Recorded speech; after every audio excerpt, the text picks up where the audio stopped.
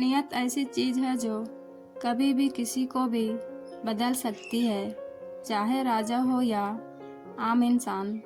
नियत के बदलने से बदल जाता है भाग्य और परिणाम। कहानी में आगे बढ़ने से पहले प्लीज़ मेरा चैनल को सब्सक्राइब कीजिए और अपने दोस्तों को शेयर करें।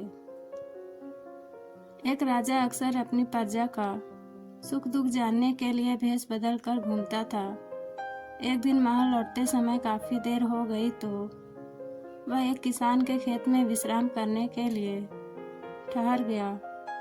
राजा को प्यास लगी तो उसने किसान की बूढ़ी माँ से पानी मांगा। बुढ़िया ने सोचा यह व्यक्ति बहुत थका लग रहा है, इसे सादे पानी की जगह गन्ने का रस पिला देती हूँ। यह सोचकर उसने उस आदमी के सामने अपने खेत से एक गन्ना तोड़ा और उसे निचोड़कर एक गिलास रस निकाल कर दे दिया। भेष बदले हुए राजा ने जब गन्ने का रस पिया तो उसकी मिठास और शीतलता से वह बड़ा तृप्त हुआ। उसने बुढ़िया से पूछा, माई, राजा तुमसे इस खेत का क्या लगान लेता है? बुढ़िया बोली, हमारे देश का राजा बड़ा दयालु है, बहुत थोड़ा लगान लेता है।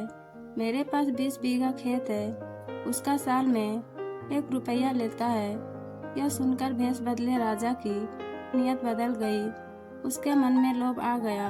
उसने सोचा, मैं 20 बीघा खेत का लगान मात्र 1 रुपया लेता हूँ।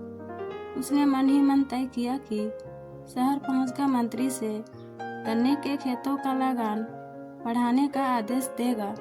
भेष बदला राजा वहां कुछ देर और रुका।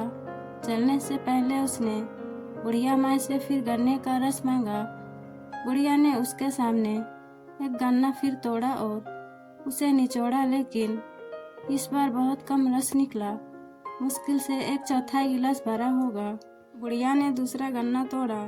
इस तरह 4-5 गन्नों को तोड़ा, तब जाकर गिलास भरा। भेष बदले राजा ने जब यह दृश्य देखा तो उससे रहा नहीं गया।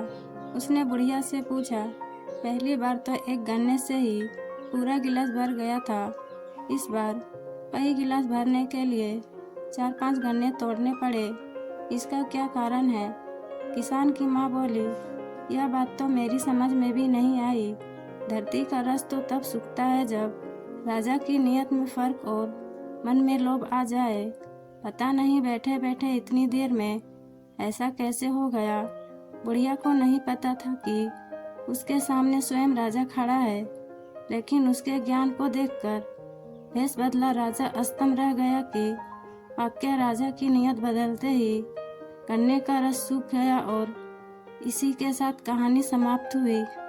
कहानी से सीख मिलती है कि उच्च कोटि की सफलता और परिणाम के लिए मात्र अच्छी शिक्षा और अच्छा पहनावा ही नहीं, अच्छी नियत का भी होना आवश्यक है। जीवन में अपार सफलता के लिए कर्म करने के साथ मन की शुद्धि भी आवश्यक है।